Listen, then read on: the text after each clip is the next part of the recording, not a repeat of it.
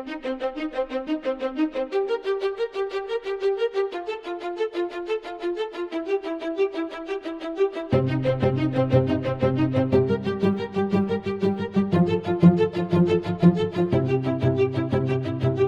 everybody, it's Friday, January 26, 2024, and welcome to How to Restart Church, the weekly spin-off show where I, Pastor Trey Comstock, and my friend and colleague, Pastor Emily Larson, explore what it means to make church happen or make church happen again. And as with our first show this week, so again with our second show this week, we have a very special guest, and so I'm going to throw to Emily to introduce her.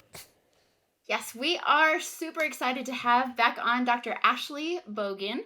She is the General Secretary of General Commission on Archives and History for the United Methodist Church. She is a self-proclaimed cradle Methodist, and we both had the privilege of hearing her last summer at the Texas Annual Conference of the United Methodist Church. She gave an incredible call to all of us as clergy and lay people to be like John Wesley, to submit to be more vile. And I have really enjoyed all of the things I have heard from her since in her podcast and the things that she puts out. So welcome. Thank you so much for coming on the show today. Thank y'all for having me. Mm-hmm. So for those who are not United Methodist or who are United Methodists who are not familiar with the term that John Wesley was talking about, submitting to be more vile, will you give us just a brief history lesson on what does that mean? Yes, I'll try to do the brief part, but I can definitely do the history part. So John Wesley, this is about 1739. So the three rises of Methodism that we learn about have already happened, right? And he's trying to figure out how to do ministry differently. He doesn't feel called to the pulpit. He feels called somewhere else, but he doesn't know exactly where that is. He's already been to Georgia, so that's that wonderful chaotic moment in his life has already passed. And he's hanging around London as a member of the Fetter Lane Society. He's just had his heart strangely warmed about 9 months prior. And he gets a call, or not a call, he gets a letter from his, what I like to call frenemy, George Whitefield. Now, George Whitefield was one of the original Holy Clubbers at Oxford. So the two of them had worked previously, but disagreed a lot on doctrine. So George Whitefield sends him this letter and says, "Hey, John, I am down here in Bristol, and I am preaching to huge crowds, and I need some help. Will you come help me?" And John's like, "Okay, sure. I know a little bit about Bristol. I know that it's, surrounded by coal mines. It's the heart of the Industrial Revolution. It's massively overcrowded and largely a very poor urban area."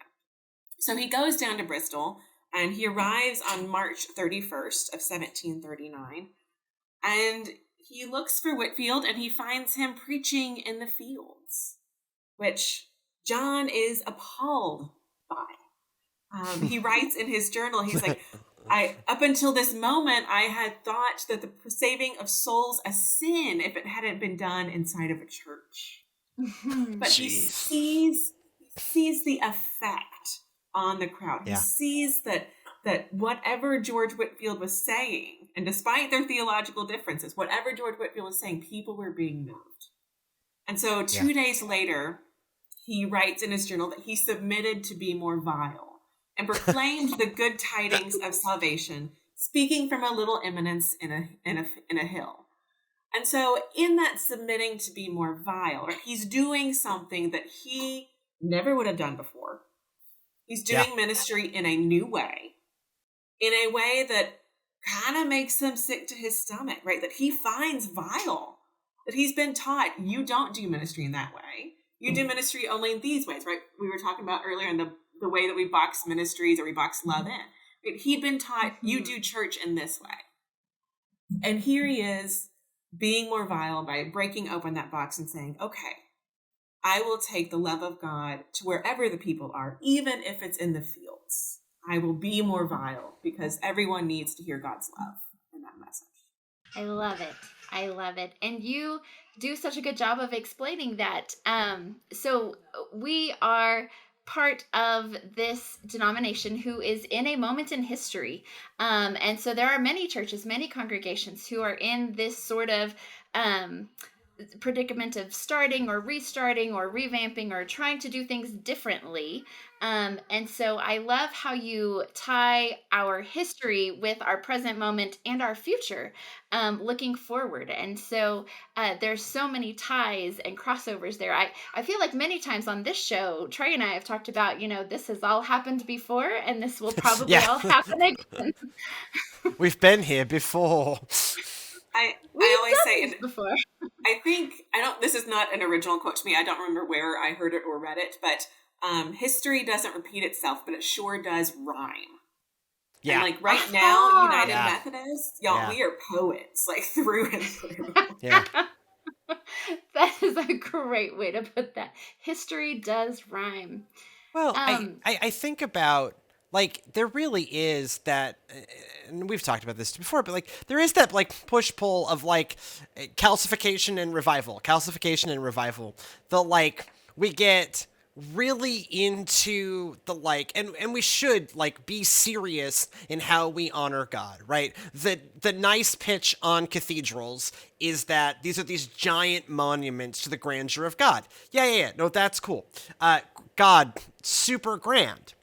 But when we swing that way real hard, then what happens when you are not living so grand a life, and thus you think that God has nothing to do with you because your soul, body, life, clothes do not look like this grand edifice? And I see that in Paul's ministry, 1700 years before John Wesley, and 2100 years, 2000 years before us. Yeah, and there's in John Wesley's day, the movement of the people called Methodists was always a renewal movement of mission and of outwardly love within the Church of England. So, on one hand, John Wesley didn't have to be concerned with building churches and property because the Church of England already had all of that. But he did start preaching houses, right? And the beautiful thing about preaching houses is that they were so multifunctional. And I think that's one of the things that we've forgotten or lost how to do is, you can have physical property. That's okay. No one's critiquing the fact that the church has physical property. It's how you use that space and how you set up that space. And so Wesley's preaching houses, they were a big old empty square. You would bring in pews or benches. Actually, they weren't pews, they were benches. And you brought them in and you set them up each week so that you could take them out. And that space could be repurposed for a market, for a medical dispensary, for a library, for a place for people to have small group meetings, to do that accountability that we talked about with the Jonah story. So that's one of those spaces where today when you walk into a sanctuary today, usually those pews are screwed into the floor. Yeah, or if not glued down. Right, with the name plaque on them about who put them there, so you can't move that ever. Yeah. And if you dare move the altar table an inch left or right, someone's going to have something to say about it. And we've just gotten so, I think, focused on the way that the church looks at the altar and looks at the preacher and the this demarcation of audience and preacher, that we're losing the communal aspect that Wesley wanted when he did preaching or heard preaching, right? It was a communal thing. It's something that went back and forth. It's something where people moved about, had that emotional and experiential release. So, and was a religious movement that fundamentally believed in the holistic life of the community. I think a lot about we have the 3 simple rules, right?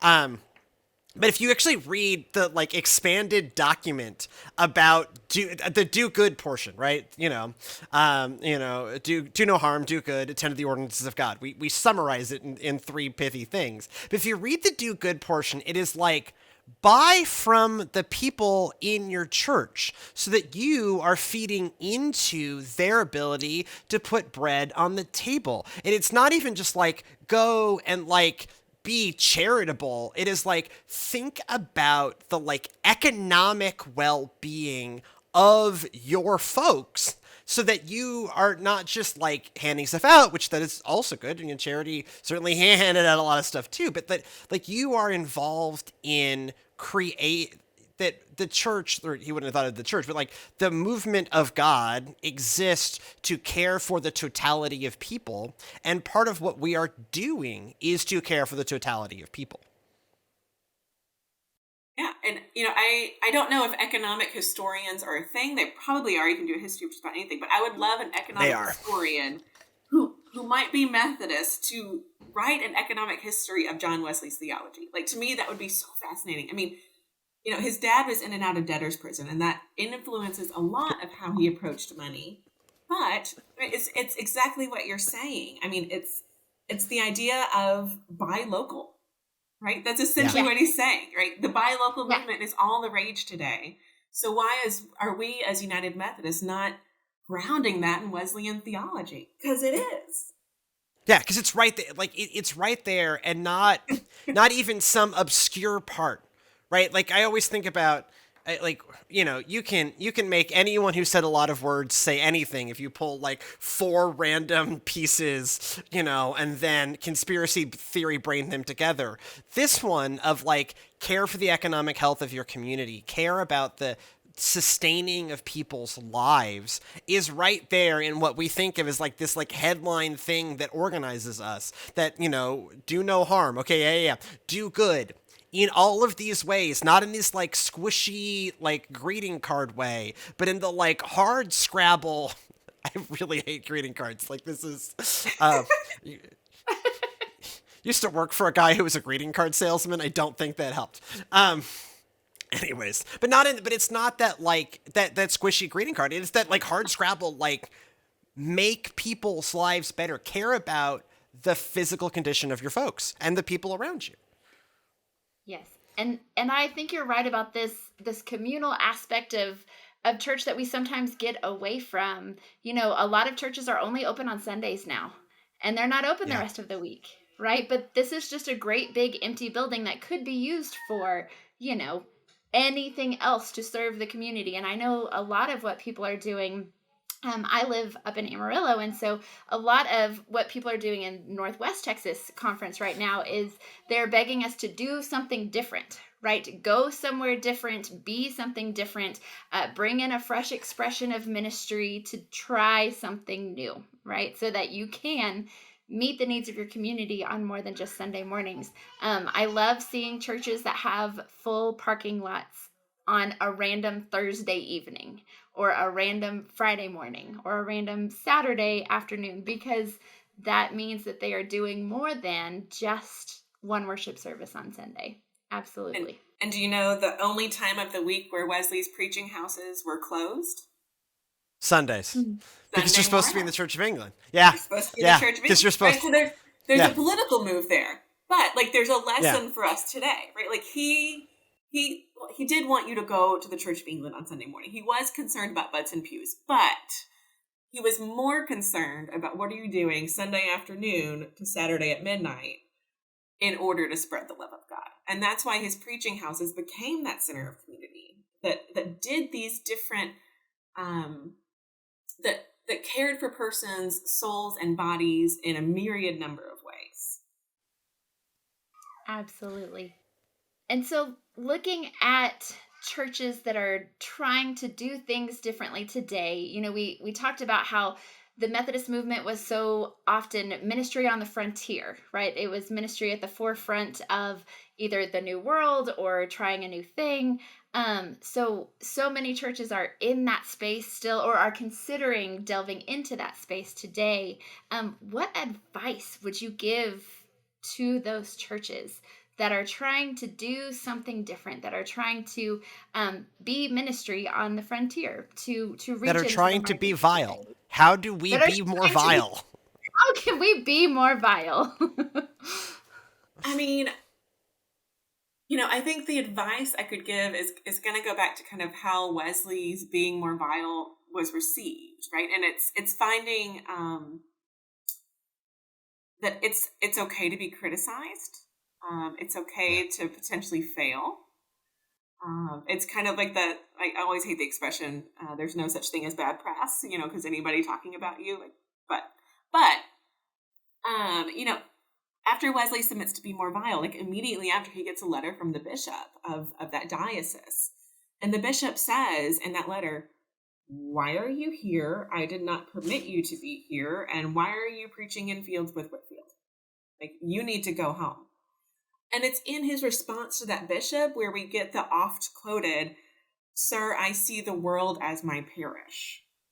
Yeah. Right? And he's calling out that, like, you cannot confine me to a certain diocese or a certain way of doing ministry. The world is my parish. And so today, how do we think about expanding our United Methodist parish? And I don't mean planting satellite churches. I mean, like, using the technology that we have, right? Wesley was all about using the latest technology. So using the technology that we have, how do we reach people in new spaces and places? I hear, I think it's in North Carolina, where there's a gaming ministry that happens. Yes. Where people Yeah. get So, together and they do... Checkpoint Church. Yes. Yes, Right? they're great. That's amazing.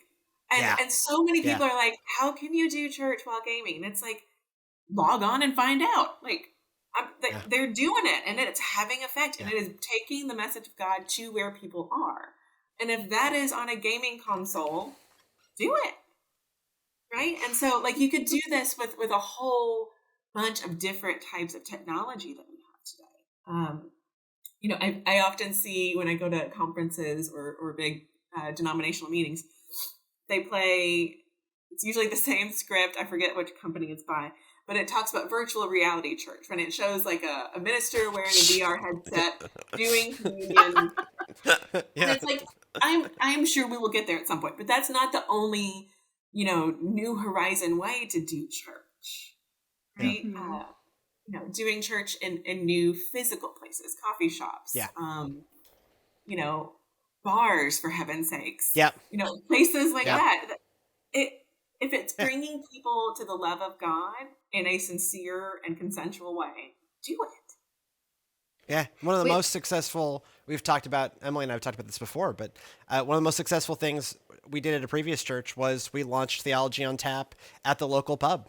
And some of it was, it created a venue for people who might have been, it did not do what we wanted to do. It was just like, oh, community members just going to be piling in here. But what it actually turned into is people who were on the periphery of church, the periphery of our church, who didn't really see a way to connect, but like felt drawn to church, all of a sudden became regular small group attenders telling like deep stories out of their soul. We ended up being like this became like a weird spot for like people with military experience or people with correctional officer facility. Like, a lot of us, a little bit of a strain of PTSD found like a real home. But it was a lot of people who, if we had held that in the church, they wouldn't have come. Even though they were associated with our church already, it was not the environment where they could find peace and fellowship and relax. It was not an environment that felt at home to them. Whereas sitting at the fire pit at the pub and drinking a couple of beers, that actually led to this, like, it's still going. It's just Emily and I don't work there anymore. But this amazing, long-lasting small group with some real deep, authentic sharing of faith life. Mm-hmm. Exactly. And I mean, that's exactly the people that Wesley was trying to reach, not only in Bristol, but kind of throughout his entire lifetime, were those people who were on the margins of society and on the margins of church. And it's the persons who, didn't have the luxury to take Sunday morning off to go to the Anglican sanctuary. It's the people who didn't have the right dress, or maybe they'd been to church once and somebody said, "You're too dirty to be in my sanctuary. You need to leave." right? It's those people where he was like, I'm going to go out there and I'm going to reach those people who don't feel comfortable setting foot inside a church. And that's exactly right. I mean, if you create spaces that people can be vulnerable and open to God, they'll probably want to be open to God. Yeah. I've met very, very few people in my life who do not want to be open to God in some way, shape, or form. It's all about the space that you create in order to allow that to be comfortable, a comfortable conversation.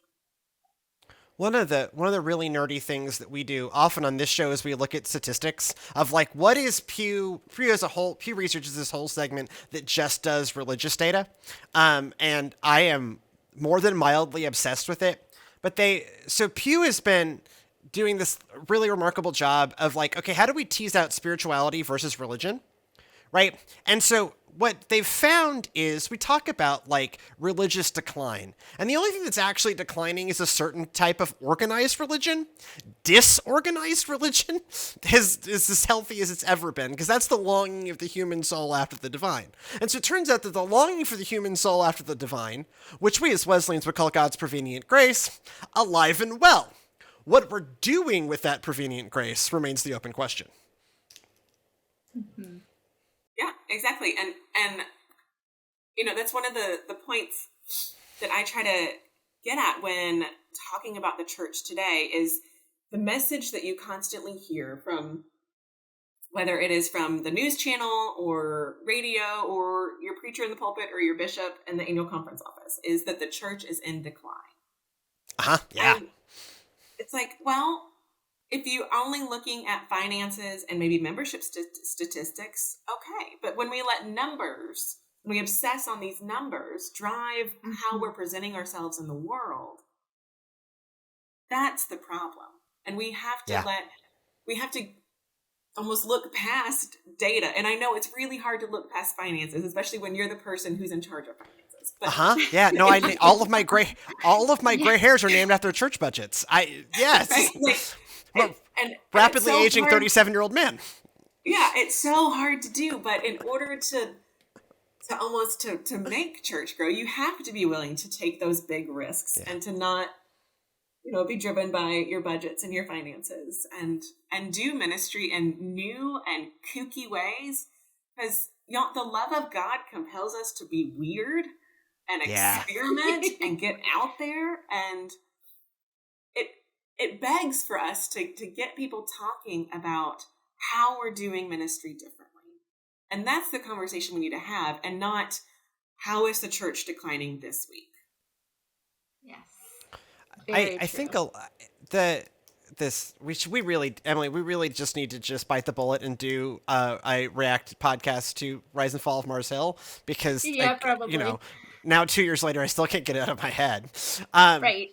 But one of the thesis statements that show comes around to is the problem of bigness. That part of what happened, not just at Mars Hill, but that Mars Hill becomes this interesting emblem of, is the problem of bigness. That the value is in the bigness. The guy I took Methodist history from, Dr. Bill Daniels, better known at Candler School of Theology as Wild Bill Daniels, self-styled Wild Bill Daniels. The way he taught Methodist history was the real problem was when we put steeples on churches. That was the marker, and this is mid 1800s, and we're not even at our peak numerically yet. But where he also had a thing in for handbells that I shared. But where Wild Bill Daniels would mark the real shift was we put steeples on churches, we founded universities, which that part I'm not have a problem with, and we bought handbells. And I happen to agree with 2 or 3 of those things. I also don't like handbells, but it gets at the we became big through this amazing 100-year-long missionary effort, essentially, of people going all kinds of crazy places, people being incredibly vile, some real beautifully vile people. Vile people crossing oceans of prairie, right? all over the place. And so for 100 years, we're going to do rough dates, from the mid-1700s to the mid-1800s, we're incredibly vile. Then from the mid-1800s on, we put steeples on churches, bought handbells, and became big. And when bigness became the story, that becomes really hard to then go back to being vile. I always, I teach it in a very similar way. I might have to start calling myself Wild Ashley. I may steal that. But, it really is, once the Methodist Episcopal Church forms in 1784, they try to keep the vile thing going, right? They're critiquing slavery. They are and critiquing slavery while writing letters to President Washington and all of this stuff, right? They are pushing society, and they start getting criticized like crazy for it. And that's where I think the two happen in tandem. You do have those vile circuit riders going out and doing ministry in new ways and taking the word of God out to where people are. But institutionally, you start seeing the institution lose that vile spirit. I mean, by 1808, when the Constitution of the Methodist Episcopal Church is written, we've essentially gotten rid of the line that says, do no harm, and that labeled owning slaves as a way to do no harm. We were like, well, maybe it depends upon how your annual conference, wherever your annual conference is, if that state will let you manumit your slaves, then do no harm by not having slaves, right? And so we start to lose that vile spirit as we become an institution. And as the institution grows over the course of the 19th century, the vile spirit lessens. Because when you contrast being the institution versus what Wesley was doing, Wesley was a movement inside an institution. Yeah. Mm-hmm. Right? And once you become the institution, you have to make the rules, and you have to pay the bills, and you have to pay the preachers, and ensure growth and power and voice and influence and all of these things. And then it's really hard to break the rules as an institution. Yeah. And so right now, the United Methodist Church is a big institution with a lot of voice, a lot of influence, a lot of money. But we are an institution in need of movement. Yeah. We have to remember that what we were known for was pushing the boundaries, and that the name Methodist, where we got that name, it was originally an insult. Yeah, it's a slur. It was a way of making fun of us. And John Wesley was like, I see your insult and I raise you a label. I'm going to own this. Uh-huh. And so how do we reclaim this idea that Methodist is something that, is so well known for its radical love of neighbor and people on the outskirts that you kind of want to poke fun at it. That's the kind of movement that we need, is that stirring up of our willingness to carry that, I guess, insult. It's not really an insult, but you know what I mean. Yeah. Well, no, but to be so singularly devoted to what we think really matters in the world that people are going to make fun of our earnestness. Because really that's what's happening to John and the early Methodists is, their frenemies at Oxford are going, well, you guys are you have a method for salvation. And they're like, you know what? We take this so seriously. Fine. Go for it. Call us that. Whatever. I don't care. I'm going to be in a prison, visiting somebody. I'm going to be, discussing the Holy Fathers with my friends in their late 20s. A thing that perfectly normal people in their late 20s do.